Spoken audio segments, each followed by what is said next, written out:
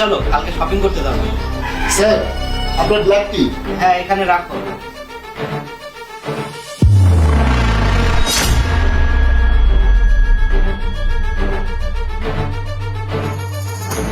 তালা চাবি? তুহিন, হ্যাঁ বলছিলাম আমি এখনই ওয়াশরুম থেকে আসছি। আরে আগে চা খাও তারপরে যাও।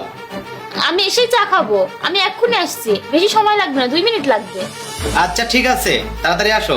হ্যাঁ, আর আমি না আসা পর্যন্ত চা খাবেন না। হ্যাঁ হ্যাঁ ঠিক আছে।